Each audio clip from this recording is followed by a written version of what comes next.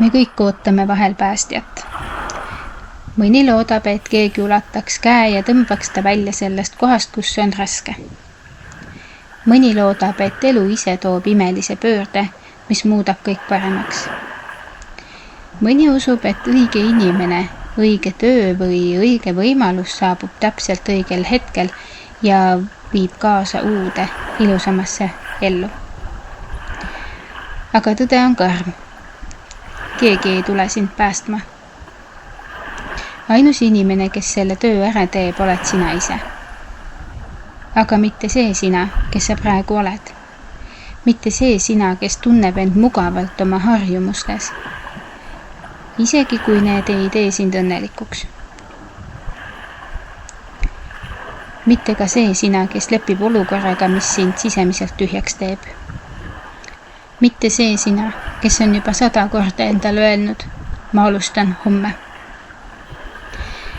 Sind päästab see versioon sinust endast, kes on väsinud vabandustest. See, kes ei taha enam peeglisse vaadates näha silmi, mis on kaotanud sära. See, kes on valmis tunnistama, et kui midagi ei muuda, jääb kõik täpselt samaks. Ja see teadmine on hullem kui hirm muutuse ees. See päästev versioon sinust ei ilmu tühja koha pealt.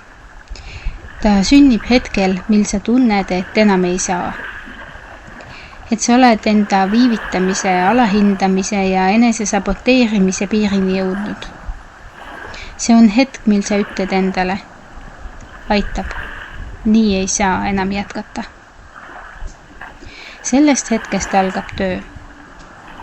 Mitte kiire imelahendus, vaid samm-sammuline teekond. Sa hakkad tegema otsuseid, mis tunduvad alguses ebamugavad, aga viivad sind edasi. Sa hakkad loobuma asjadest ja inimestest, kes hoiavad sind kinni vanas loos. Sa hakkad valima tervislikumaid mõtteid, paremaid harjumusi ja julged astuda sammu sinna, kuhu sa pole varem julgenud minna. Päästev sina ei oota inspiratsiooni, vaid tegutseb ka siis, kui motivatsioon puudub.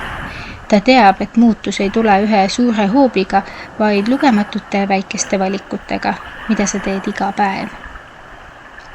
Kõige olulisem, see uus sina usub, et sa oled paremat elu väärt. Ta ei otsi enam kinnitust väljaspoolt, vaid loob selle tunde enda sees. Ja iga päev, mil sa tegutsed sellest kohast, saab sinust järjest rohkem see inimene, kelleks sa oled alati unistanud saada. Nii et kui tunned, et ootad kedagi, kes sind päästaks, vaata peeglisse.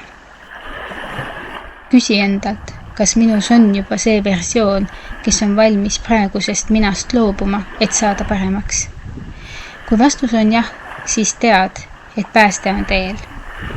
Ja kui vastus on ei, siis tea, et sul on võim see otsus kohe teha. Sest ainus, kes sind tõeliselt päästa saab, on see sina, kellel on kõrini vanast sinust ja kes on valmis lõpuks päriselt tegutsema. Aitäh ja peatse kuulmiseni!